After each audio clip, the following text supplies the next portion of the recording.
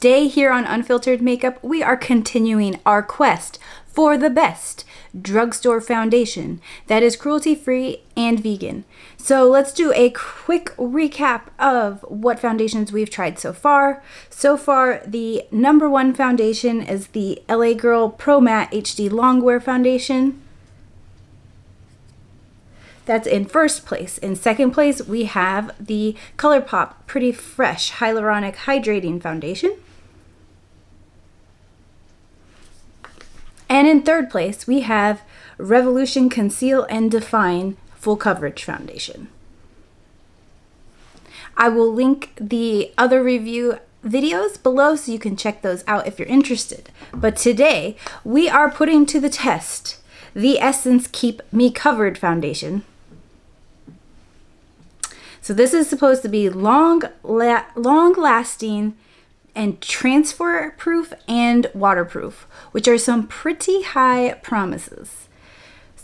So this again is a cruelty-free and vegan formulation, paraben-free, silicone-free, microplastic, and particle-free. So I got the color Warm Shell, the number 70, and I'm going to be trying that out today and seeing how it compares to the other foundations. Now I know I'm a little late to the game, and this foundation has been kind of going viral, at least for the reviews. The reviews of the foundation have been going viral, but honestly, I've just heard about the foundation. I haven't really heard how the foundation is, how it performs. What I think I've heard from the gist of what I've gathered is that it's fine. It's not the best. It's not the worst. So we're gonna see where it ranks with our other foundations at the drugstore. So this does claim to be a matte finish foundation that is medium to full coverage. And again, I have dry skin myself, so sometimes matte foundations are a little too drying for me. And even my number one favorite, that LA Girl, is a bit on the dry side for me. So that is why I'm continuing to look to find the best for us dry skin people. But everyone has different skin, everyone has different needs, we all have different undertones, and it's fun just to be able to try these out and see what's gonna work for myself, but also then I can tell you if I think it will work for you and your needs too. I did choose a warm tone in this color foundation because I thought, based on the colors that there were, that it was the best option for me. I typically go more with a neutral tone, though I am neutral leaning warm, so I can usually get away with it, but this was what I thought online was the best kind of color match for me with what they had. And I have done a whole video about how to choose the perfect foundation shade every time, so I will link that one as well, so you can check that out if you need some help figuring out what your perfect foundation shade is. So let's go ahead and get into it. It does come in a nice glass bottle with a pump, so I'm going to start by pumping it out. I'm going to pump it out onto my palette just so we can see the consistency of it too. I want to be able to show you. Ooh, it's really squirty. I definitely don't need more, but I want to make sure that I got it mixed up enough. Okay. That definitely looks like it's in the correct shade family for me. So it came out pretty powerfully squirting, meaning that it's quite a liquid consistency. It's a pretty, it's not super thin, but it's pretty thin. When it spreads out, it does seem like it's quite a thin liquid consistency, which is interesting for medium to full coverage, but that's a good indication that it is probably buildable. So as usual, I'm going to do the left side of my face with my BK Beauty 101 foundation brush. Any brush will do, but I'm going to do one side of the face with the brush and the other side with a beauty sponge. So I'm going to start with the brush.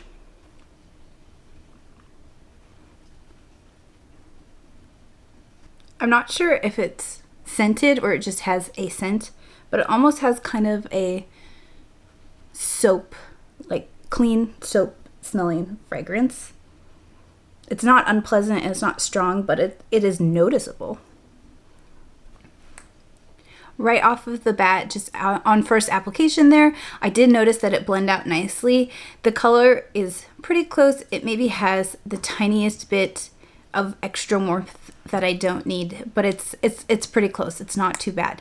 I am noticing it definitely goes to matte very quickly. It still feels a tiniest bit tacky to the touch. Ooh, I did get transfer on my fingers, and so I will let it set first. But for a transfer proof foundation, it was feeling tacky. So that's not fair that I didn't give it a chance yet. So I will let it set down before I check the transfer proof. But I was going to say that it definitely it has like a matte dry look even while it's still tacky. So definitely right off the bat, I'm feeling like it's not going to be great for dry skin.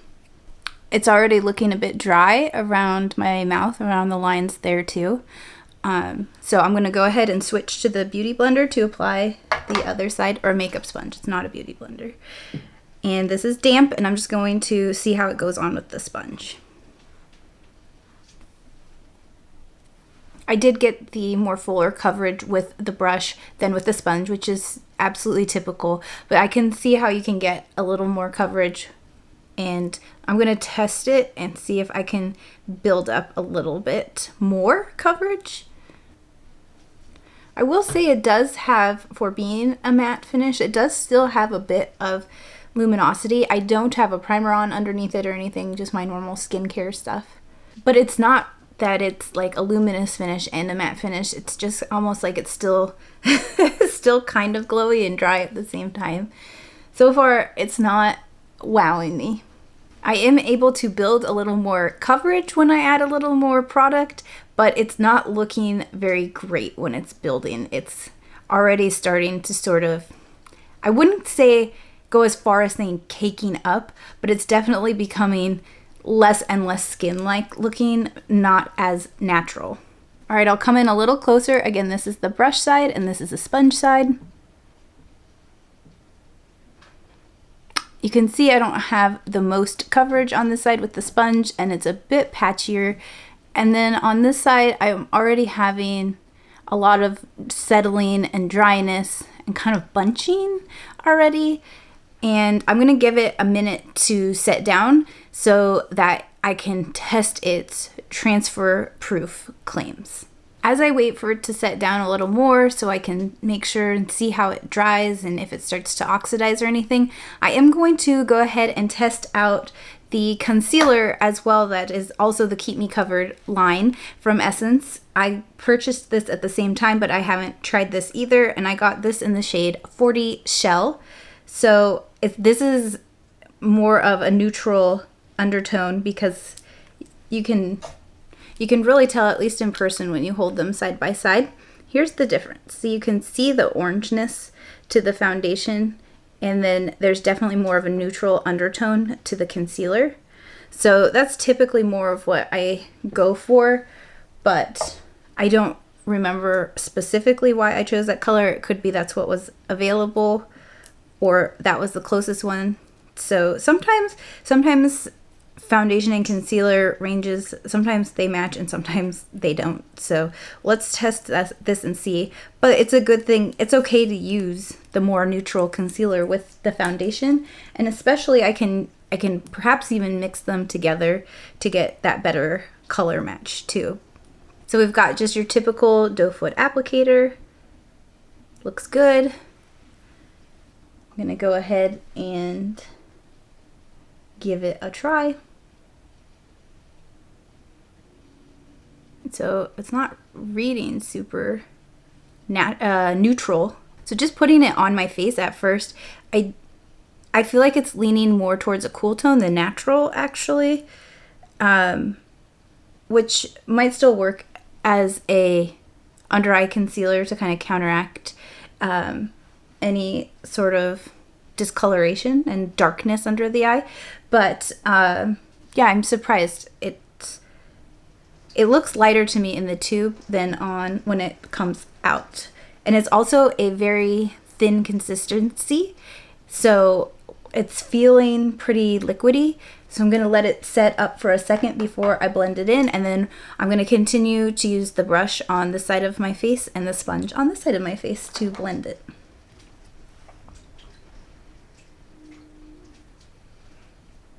And you could, of course, switch to a smaller concealer brush for this too. I'm just going to use this one because, you know, sometimes when we're getting ready, we don't want to have to switch to a bunch of brushes, and we want this is supposed to be like your fast everyday makeup wear routine. And so sometimes, yes, you can switch brushes, but sometimes you just want to go fast and use one brush for the same thing or for multiple things. It did blend out very nicely, but I don't feel like it provided any coverage at all. Applied with a sponge, I like it even less. I feel like it provided no coverage at all. It's just like it almost just wiped away or something. So here's how the concealer is looking close up. Not really doing much. It's almost as if I didn't even apply it. I can go in with a second layer just to see a little more. I don't know that I want to do a second layer on the side with the brush because I do feel like it's already starting. It doesn't look heavy and it's not sitting in lines and wrinkles, but I do feel like it will if I add any more. So I'm going to put a tiny bit more on the side that I used the sponge on.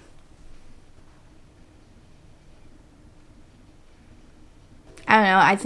I feel like my under eye looks darker than when I started. It's not making it darker, but yeah, I don't know. That's not working for me. So far, that's not working for me. I didn't love the ColourPop Pretty Fresh concealer either, but I like it a lot more than this one. And I've still been using it and kind of trying to make it work. I don't hate it. It's just not my favorite. It's kind of okay. This one, I don't even... I will have to try to figure out how to use it so that I can actually use it up. But, maybe mix it in with a foundation that's too heavy or too dark or both. So I will try to continue to use these products because I don't want them to go to waste. But so far I don't see myself choosing to reach for that Essence concealer. I feel like we have given the foundation some time to settle in. I haven't powdered it yet. So let's see how it feels.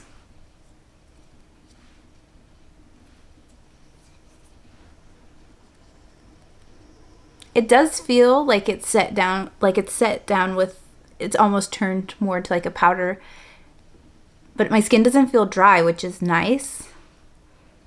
But I mean, I'm not sure the camera's going to be able to pick it up, but I definitely am getting,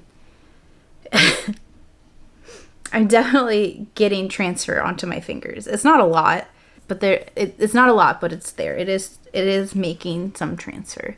Maybe as it goes along, it will get a little better. I can definitely tell it's better from when it started. And I'm not even someone who's saying that I have to have a transfer-proof foundation. That's not usually one of my qualifiers, but the fact that it claimed to be a transfer-proof and long-wearing and waterproof foundation, I just kind of was curious to see what I thought. I am going to see...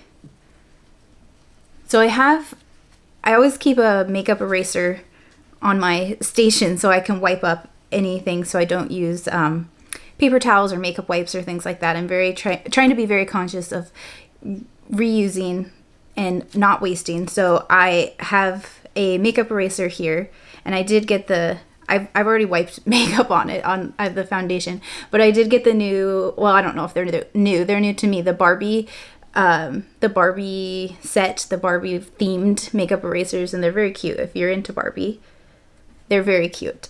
That's what it looks like, but I wanted to see if I take a clean part of it, because there is some white on here. I want to see if it...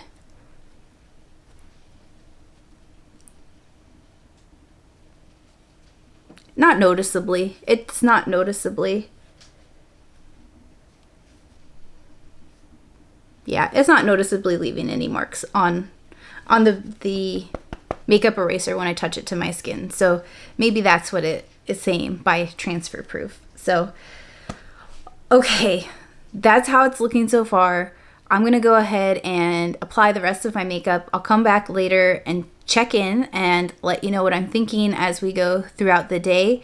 So far, okay, the concealer is definitely not my thing. Not in love with that concealer. The foundation is like kind of in the middle right now, and it's not the worst, it's not the best. So it's, I would say, more like lower middle. So I want to keep wearing it and see how I can really compare it, look at it up closer in the mirror and things like that. And then I'm going to come back and check in and give you some updates and let you know what I think. I'm back to do just a very quick check-in to tell you that after I finished putting on the rest of my makeup, or rather while I was putting it on, I did find that the powder products I typically use, I had a little harder time blending them out. In the end, I do feel like they still blended out as nicely as on my other foundations, but it took a little bit more work. So I thought that was very interesting, and I'm guessing it has something to do with that kind of transfer-proof, waterproof formulation. So overall, it turned out nicely, but it was a little harder to work with in all honesty. So I just wanted to let you know that, and I'll come back later and give you more updates on the wear as it progresses throughout the day, but just keep that in mind. Just doing a quick check-in here on the foundation. It has been about 6 hours since I've put it on. I did go outside and I was definitely caught in a rainstorm. It was pouring down rain and windy. So I did have an umbrella and I had my hood on, but I definitely got to test the waterproof claim of the foundation a little bit. And I will say it does seem to be holding up to that. It seems to be waterproof. I will also mention that I do feel like it is emphasizing texture in areas of my face differently than other foundations. Definitely like around the chin, it's emphasizing kind of like some ripples. I can't quite explain that, but it's definitely like, it's not just dryness, it's creating some sort of ripple effect that I don't like. And I do find that it looks pretty bad around like my wrinkles and lines in the face around my nose and brow, which I do have, you know, lines there. My face does move there, but typically in other foundations, it doesn't, it's not so emphasized and it doesn't look as bad. I really just feel like when I look in the mirror up close, I don't like how it's looking on my skin. It doesn't look very natural and I don't find it very flattering. It does seem to have oxidized a bit throughout the day, so not only did it get a little bit darker, not too much, not bad, but it definitely seemed to get a little bit oranger, which is not great. And I think as the day has gone on, it's getting to be kind of less and less of a color match for me. So I do appreciate that even though it's matte, it's not super drying. Even though it is not super drying, I still like it over I still like the Revolution Conceal and Define matte foundation over this one. That one is more dry, but it just looks better to me on the skin than this one. I am not loving how this one looks on my skin personally. I wouldn't necessarily go out and recommend this one. I am going to do one final update at the end of the evening and let you know my final thoughts just to make sure that still holds true, but so far that's what I'm saying. It does have a medium to full coverage as it said, but I would say it's closer to medium, and when you make it full, it's less natural, which of course is less natural looking because it's full, but it really doesn't look as nice on the skin at the full coverage. So though I think it is buildable coverage, I think it looks better at a medium coverage. Those are kind of all of my thoughts right now. I will do one final check-in and I'll see you soon. Okay, I was just reviewing the footage that I took a minute ago and I didn't realize how much it had completely worn off around my chin, which is actually probably the part that was most exposed to the elements when I was getting wet and things like that. And of course I have eaten a couple of times since then and probably wiped around my mouth, but not like off my chin. and I did just touch my chin there, but I actually have been kind of going all day, so I haven't been like sitting down and resting my hands on my chin or anything. So I am going to actually put a little bit of a cloud of doubt around that, how waterproof this actually is, because I feel like it's really coming off my chin more than any other foundation I've ever tried. It has now been 10 hours of wear with the Essence Keep Me Covered foundation, and my thoughts really haven't changed since my last update. I did notice it wore off the chin, it's wearing off on my nose, and it's actually starting to really come apart from my skin. It's starting to really settle on top of the skin. It's also gathered around the nose. This is especially true for the side that I applied with the brush. So like I said, I preferred this application with the brush. I didn't really like how it applied with the Beauty Blender. I thought it was patchy. It didn't have as much coverage. So on this side is the side that I used the beauty sponge, and it doesn't look quite as bad at the end of the day, but it also didn't look as good to start. So it looked a little better on this side to start, but it looks a little worse to finish. It didn't oxidize anymore, so that's the good news. I feel like when I looked in the mirror, I had a still normal color. Even though it warmed up a little bit, it wasn't too off from my actual skin tone. So I was able to get a pretty good shade match overall. But I have to say, it doesn't replace the rankings of my other top 3. So it's definitely not the worst foundation I've ever tried, but at the end of the day, after 10 hours of wear, it was pretty rough. Again, not the worst, but not some of the best I've tried. So for me, for my dry skin, for being in the wind and the rain and the storm, this just didn't work out for me.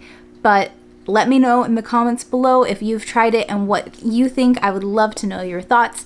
And I'm still on the quest for the best drugstore foundation that is cruelty-free and vegan. So if you have an option for me to try, put that in the comments below too. As always, thank you so much for being here. If you liked this and want to see more foundations, don't forget to click the like button. And also, if you subscribe, I would appreciate it so much, and I'd love to have you. I will see you all in the next video, but until then, take care of yourself.